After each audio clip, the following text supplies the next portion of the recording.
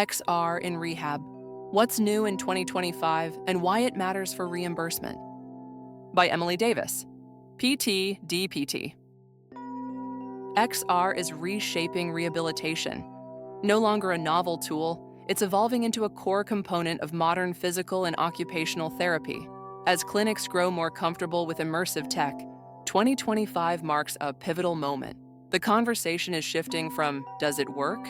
to "how do we pay for it?" This year's standout developments are not just about what XR can do, but how it's becoming smarter, more portable, and reimbursement-ready. XR platforms are now integrating real-time feedback systems, adjusting challenge levels using biometrics like EMG, HRV, or motion data. This allows therapy to remain dynamic and personalized, a key value driver for clinicians and patients alike. One of the biggest leaps forward: ease of access. Several leading XR rehab companies, including Averwell, are pushing toward manage or bring your own device (BYOD) models, which let patients and clinicians use XR therapy on commercial-grade VR headsets they already own. This not only increases affordability, but reduces friction for clinics adopting immersive care models.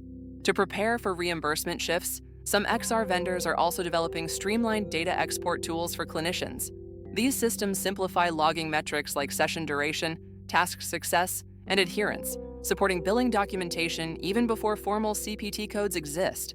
Despite the lack of a dedicated XR code in the permanent CPT code set, clinics and rehabilitation centers across the country are already using VR/XR tools during sessions that are billed under traditional codes.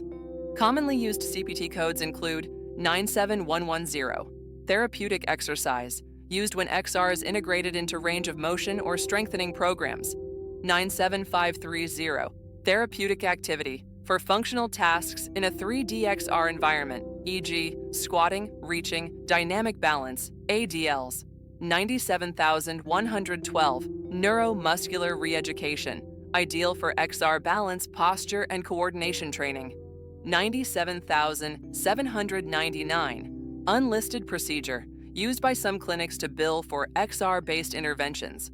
Clinicians document the therapeutic intent, patient response, and skilled guidance provided.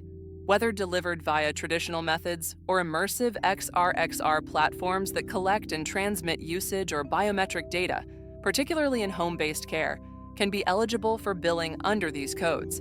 98,975. Initial setup and patient education, 98,977. Device supply for musculoskeletal monitoring, most relevant for XR rehab, 98,980 to 98,981. Monthly therapist time for data review and management. These codes are increasingly accepted by Medicare Advantage and private insurers, especially when supported by platform-generated adherence and engagement reports.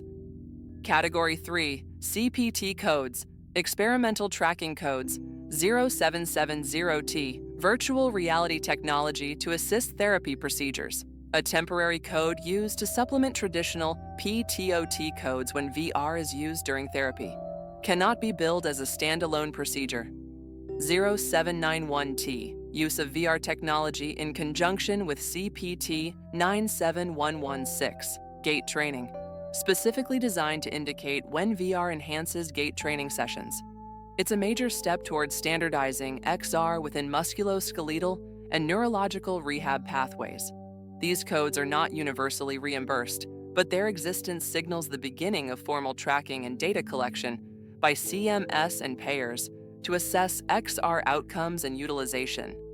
Multiple studies and reviews are advocating for a clearer reimbursement framework. Here's what recent literature and government analysis reveal.